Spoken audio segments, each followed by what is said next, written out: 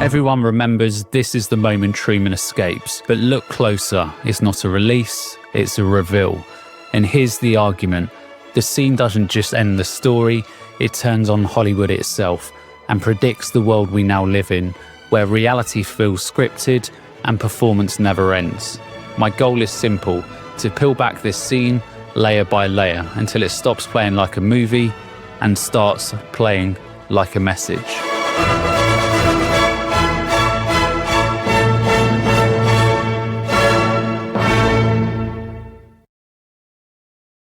Do you ever wonder why one quiet moment in the Truman Show's finale feels less like triumph and more like an accusation or even a confession? Many viewers might not have noticed what it really means. You might just think it's Truman breaking free, but there's a sense that message is directed not at the character, but at us and at Hollywood itself. Even director Peter Weir has admitted that was always the point. In a vintage interview, he explained, It was two films in one. Firstly, I had to make The Truman Show, and then, as it were, subvert that. That idea that the movie itself is performing before tearing away its own mask is why the finale feels less like a victory lap and more like a revelation. And in fact, even Truman begins to sense the cracks much earlier, telling Meryl with suspicion, "That's what's happening. You're part of this, aren't you?" The Truman Show, directed by Peter Weir, follows Truman Burbank unknowingly living inside a TV set world. In the climactic final scene, he steps through a patched sky and sails off, his moment of freedom. But here's the twist, that exit doesn't just end Truman's story, it's a direct shot at Hollywood. It exposes the industry's tricks, its control over reality, and its dependency on audience compliance. Yet that critique is also woven into bigger questions of human freedom and complicity. So why does The Truman Show hit harder than most movies of its time, and why does that final scene still feel like it's aimed at us? You might remember it just as another clever satire, but there's a deeper tension under the surface, one you likely felt without fully seeing.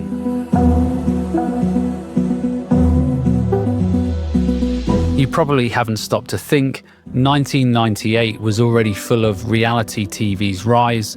In the late 1990s, talk shows and reality formats dominated, blurring the lines between real life and entertainment.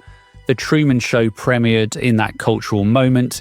Its satire wasn't just timely, it was ahead of its time. Years later, even Peter Weir admitted he didn't realise how forward-looking the film would become. Reflecting on its legacy, he said, "I had no idea the film foreshadowed reality TV, or that it would touch on the old philosophical question, what is reality?"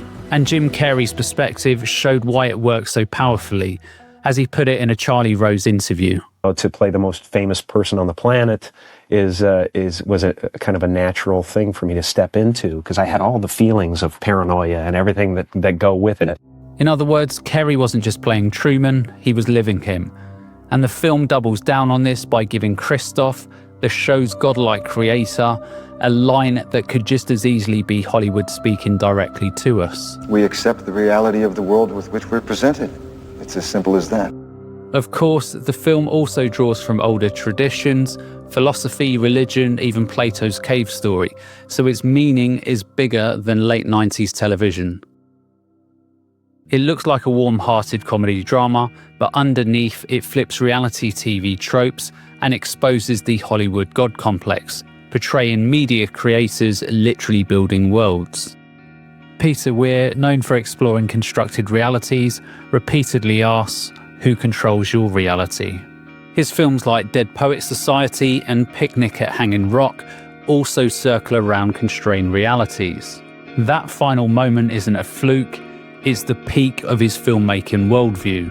So that final scene, it lands like it does because it's not just Truman's turning point, it's cinema turning the lens on itself. And suddenly that quiet exit feels more than a moment, it feels like a message, one we were meant to carry out of the theatre with us. So what happens when the film doesn't just show escape, but feels like it's escaping its own illusion. You probably felt it, that strange stillness, that eerie silence. But the way that scene is built, it's more deliberate than you think. In that final moment, the set becomes raw. A seam-shrouded sky, plain exit door, unfinished edges. You felt that detail unsettle you, even if you don't know why. It visually breaks the fantasy, literally peeling back Hollywood's carefully made illusion. That plainness of the door, almost laughably ordinary, is itself a rejection of Hollywood's spectacle. The close-up on Truman's face is static, simple framing, no dramatic movement. You expected a cinematic flourish, but you got quiet, still resolve. That restraint emphasizes his choice and the emptiness of the fake world around him. There's a pause before the music swells, an editorial choice that lets silence hang. We hear nothing but Truman's breathing. That silence, you felt its weight. It shows how empty scripted emotion is without real human choice. And listen to the way sound works against him. As Christoph tries one last time to hold on, his voice booms down from the heavens. There's no more truth out there than there is in the world I created for you. Immediately after, there's no background score, just silence. You leaned in, waiting for a crescendo, but it never comes. That lack is the final rebuke. Hollywood has no music for his escape. In case I don't see ya. Good afternoon, good evening, and good night. Structurally, it's the final beat, but it pauses, refusing to roll credits immediately. That hesitation between story and reality is heavy with meaning. Truman isn't just exiting the story, he's exiting the system.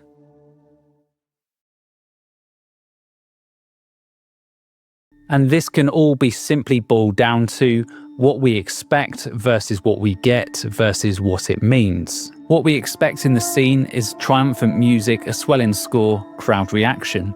What we get, a static close-up, silence, and no applause. And what all of this means, the film refuses to wrap the moment in fiction. It's showing escape as rejection, not a reward. Every part of that scene resists tradition, because this isn't just a resolution, it's a rejection. You didn't just watch Truman escape, you watched the film break its own spell and silently invite you to do the same. So why does one quiet step through a fake wall feel so real and so personal? It's more than a metaphor, more than a plot point. That exit hits us because it targets something we rarely confront, our willingness to believe the lie. This scene asks, when do we wake up? When do we step off the set? It's not just Truman's freedom, it's a critique of audiences willing to stay inside safe illusions. Carey has said that duality, mask versus authenticity, was always at the heart of his performance. You know, and a lot of the characters I've done so far have been about duality, about what you show the world and what you really are. And so I've always been trying to reconcile the two. And decades later, he drew the parallel even closer to our world today. Reflecting on the possibility of a sequel, he noted, I think Truman Show is something that exists on a micro level now. You know, it was kind of a story about that on a macro level, but now everybody has a subscriber channel, you know, and everybody has their own little Truman Show world. Then asked what happened to Truman after leaving, he admitted, basically, he was alone out there too because everybody went back inside. Mm-hmm. They all wanted to be in the dome. That modern perspective sharpens what the film already showed us. After Truman walks through the exit, the last words we hear from the in-film audience aren't awe or inspiration, but indifference. What else is on? Yeah, let's do what else. Where's the TV guy? At the same time, the film taps into universal anxieties, spiritual, political, psychological, about what it means to live authentically. The exit door, a plain, propped open square, mirrors the fourth wall. It's a door to freedom, but it's so ordinary. You might have expected a grand portal, but it's just an open door. And that plainness signals real life doesn't wear sequins. From a media criticism lens, it's a Marxist reading. Truman's departure is the worker rejecting the factory-made reality. From a psychoanalytical angle, it's a break from the rules society places on us, choosing the self over a scripted life. From an existential lens, Truman chooses authenticity over absurdity, stepping into a freedom that is uncertain but his own. This moment resonates because it makes viewers complicit. You're not just watching, you're being watched. And that realization, it settles in. It transforms passive viewing into awareness of the systems we consume. So quite simply, Truman's choice becomes our confrontation. The scene isn't just thematic, it's questioning us. And once you feel that weight, the illusion isn't so comfortable anymore. So what do we do with all of this after the set collapses and Truman walks out? We've broken down the context, the craft, the meaning, but the biggest question still lingers. What does this scene ask of us? So yes, Truman's exit is more than personal freedom. It's a meta-critique of Hollywood's illusion machine and our willingness to watch. But it's also a parable about human freedom, complicity, and the courage to step into uncertainty. And for Jim Carrey, that moment wasn't just about Truman, it was about himself. Looking back, he admitted, and the Truman Show was that. It was, I know that this face pleases you, but now I'm going to show you the real deal. And I hope there's enough there that, that you can identify with, that we can sit together and break bread and you'll think I'm as special as I was before. Carrey's reflections later carried over into his personal philosophy of fame. As he told Vanity Fair on the film's 20th anniversary, "I was everybody's show but my own. Did I just sign off to being the crowd-pleasing guy?" And of course, the film itself leaves us with Truman's final words, both farewell and challenge. In case I don't see ya, good afternoon, good evening, and good night.